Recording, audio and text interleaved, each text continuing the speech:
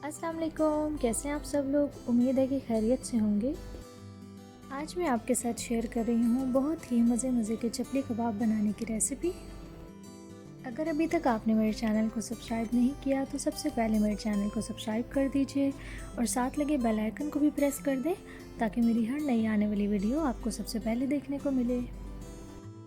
चलें तो फिर स्टार्ट करते हैं अपनी रेसिपी।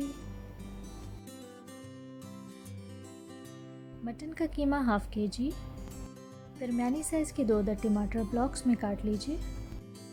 प्याज दरमियानी साइज़ की 2 अदद, इनको मैंने चॉपर में चॉप करके इसका पानी निचोड़ लिया है।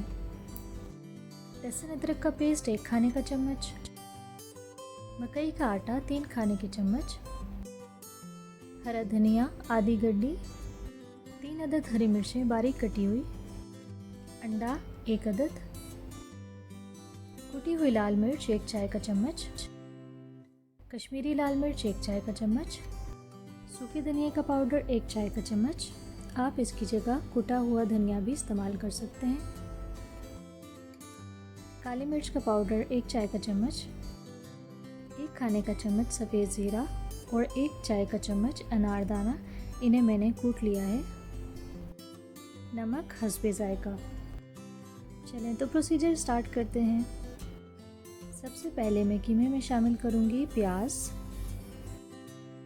अब मैं इसमें शामिल कर रही हूँ हरा धनिया और हरी मिर्चें।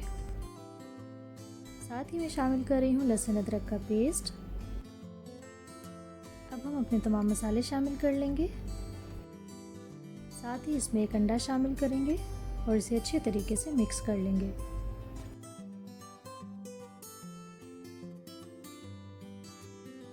हम इन तमाम मसालों को कीमे में बहुत ही अच्छे तरीके से मिक्स करेंगे।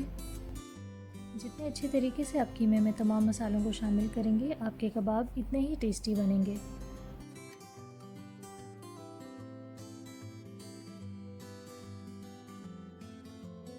कीमे में तमाम मसाले बहुत ही अच्छे तरीके से मिक्स हो चुके हैं। अब मैं इसमें शामिल करूंगी मकई का आटा। इसे दोबारा से मिक्स कर लेंगे। हमारे कबाब का मसाला रेडी हो चुका है। अब मैं इसे 2 से 3 घंटे के लिए फ्रिज में रख दूंगी ताकि ये अच्छे तरीके से मैरिनेट हो जाए।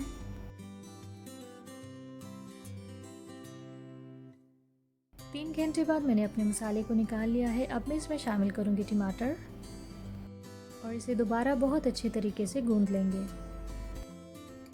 टमाटर हम बाद में इसलिए शामिल कर रहे हैं क्योंकि अगर हम टमाटर पहले शामिल कर लेते तो टमाटर पानी छोड़ देते।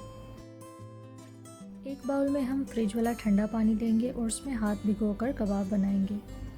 और साथ ही मैंने हल्की आंच पर ऑयल को गर्म होने के लिए रख दिया है। अब हमने ठंडे पानी में हाथ भिगोकर कबाब बनाने हैं और उसको इस तरीके से ऑयल में फ्राई करेंगे।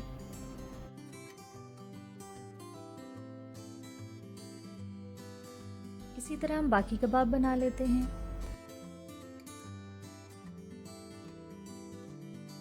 कबाब को हम हल्की आंच पर फ्राई करेंगे ताकि ये मुकम्मल तौर पर अंदर से पक जाए। अगर आप इसे तेज़ आंच पर फ्राई करेंगे तो ये बाहर से पक जाएगा, अंदर से कच्चा रह जाएगा। जिन लोगों को ये शिकायत रहती है कि उनके कबाब टूट जाते हैं, आप इस रेसिपी को फॉलो कीजिए, आपके कबाब बिल्कुल भी नहीं टूटेंगे।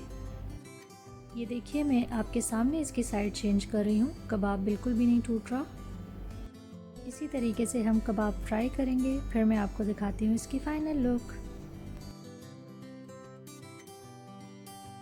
हमारे बहुत ही मज़ेदार से जूसी से चपली कबाब रेडी हैं।